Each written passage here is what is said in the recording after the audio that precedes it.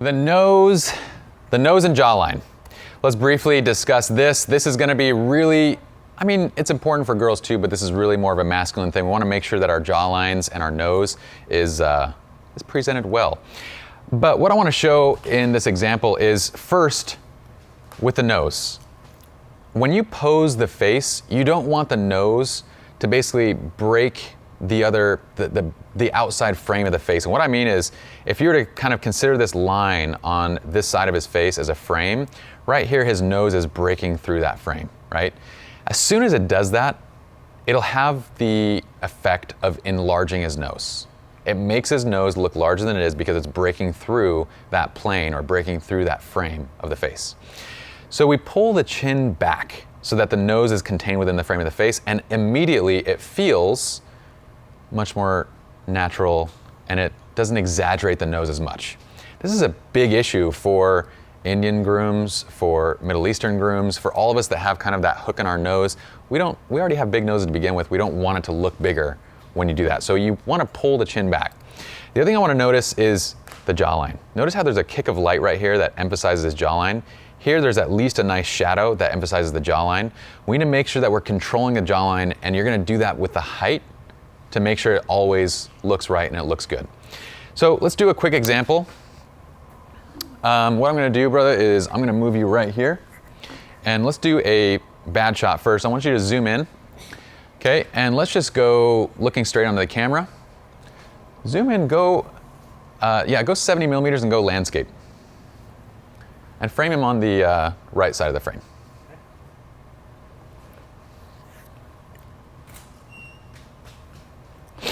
Okay, so hold that exact position, Brandon, because what you're gonna notice is we lose his jawline, right?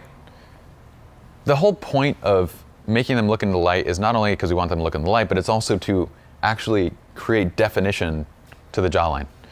So as soon as we bring his chin over to the right, you can actually see how it chisels out that side of the face. So what I'm gonna have you do is shoot that image again, bring your chin over this way, and what I'm looking for is where the beard is now contained within the skin of his neck, okay? So now, bring his chin over to this side without breaking the plane of the nose so that the beard is inside the skin of the neck.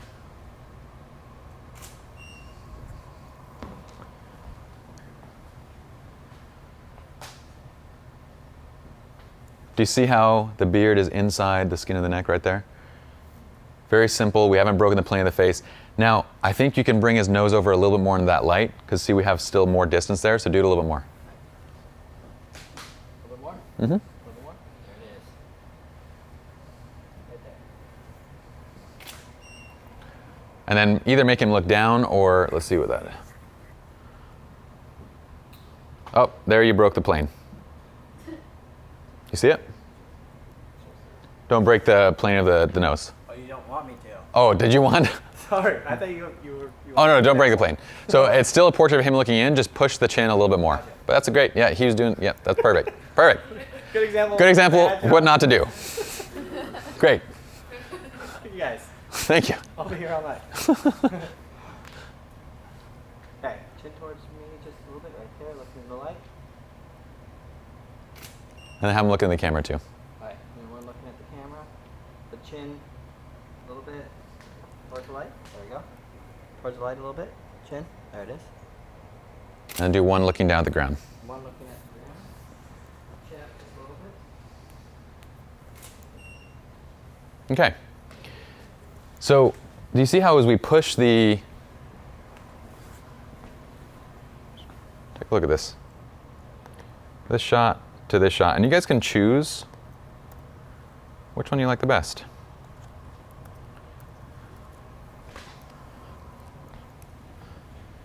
But this one is going to have the best, most chiseled jawline. This one's pretty good too. But the frame of the face, I kind of like it better on this one a little bit. This one we don't really have a jawline, but we do have, at least we have definition. Because he has a beard, at least we have definition against the skin, right? If he didn't, we just have skin on skin, and that'd be bad because it'd blend into each other. Okay, so let's do this. I like that angle a lot. Let's do that shot. And what I'm gonna do is we're gonna add a kicker, because in many of your scenes, you will have a natural light kicker, which is your sun, right?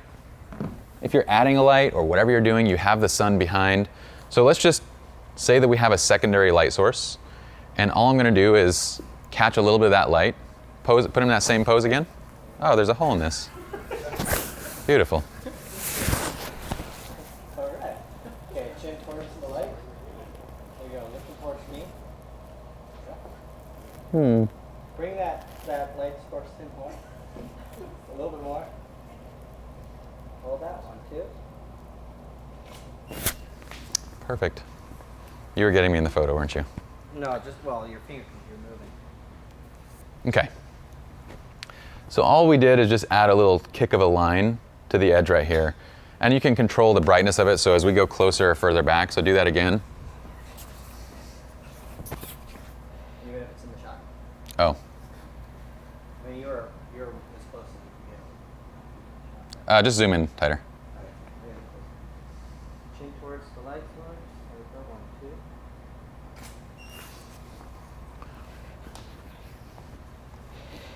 2. Should be able to see the kicker. Okay. Do you see the edge light that's kind of coming and landing on his chin? Or his cheek, his, whatever it is? Whatever, jawline, there you go, there you go. It's getting late, guys. It's getting late. Okay, so you can always use a reflector, you can use an LED light, you can use whatever you'd like. In the case of Ryan, when we were in the Bahamas, I just used an LED light. And the nice thing about an LED light is, let me show you guys, it's visible, so you can actually see it just visually, and you can place it in the right spot so that you get that nice little kicker there. Either way though, control that jawline, control the height up and down, and control left and right so that you have a nice extension of the jawline, and you'll be golden. So I'm gonna show, I love this shot of Brandon right here. This one looks fantastic. Look at that. It's nice, brother. It's nice. Okay, watch your jawlines, people. Let's go ahead and go on to the next video. Oh, question. No, let's not go to the next video. We have a question. So when you're shooting bridal portraits, I noticed that you've gone top down a lot, not like completely top down shooting angle, but more so for like beauty and portraits, like through the reflector that we just used actually. Mm-hmm. So for men, because of the jawline, do you like tend to shoot more straight on like how we just did, or do you think like a top down angle would work for them because of the jawline? Because you'd lose more of the jawline if you're shooting top down? I'll tell you this, I don't generally like to shoot men top down because it softens their appearance a lot. I like to either shoot them straight on or bottom up if we're going for a stronger stance, but rarely do I go top down. If I do go top down, then what I'll do is, let's say I had a chair. Can I get one of these chairs for a sec, guys? If I do go top down on a guy, what I would do is, let's say, Brandon, I'm gonna place you right here, and you're gonna lean into this, but I want you to actually look up and towards the camera, like, so you're gonna bring your chin. So he brings his chin up and towards the camera, so he's not, otherwise it's gonna look like has this longing look for the, you know, it's gonna look really odd. So let me go ahead and check out your position. So go ahead and lean into it, and then, there you go, chin up a little bit, chin over to this side, okay? And now if you're shooting top down so that the plane is right there, okay, this will feel good. It'll feel great. You're still shooting a little bit top down, but it's not as exaggerated. And he's looking up and towards the camera, but we do need to bring the chin. See that, Joe? Can you bring the chin over to the light more so we get the jawline emphasis? A little bit more. A little bit more to the right. There you go. Hold that. There it is. There it is.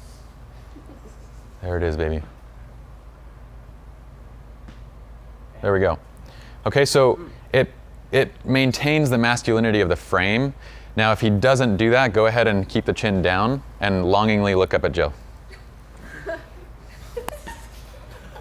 keep the chin down more. There you go. Do it.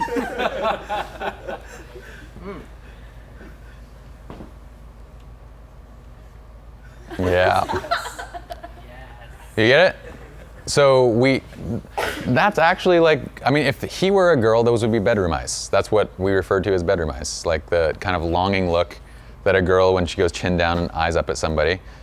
When you do a guy, it's very feminine, very diminishing. So we don't want to do that. So if you're going to go top down, just make sure that you have him angled up towards the lens so it's not diminishing. Cool? All right. Let's go ahead and move on to the next video.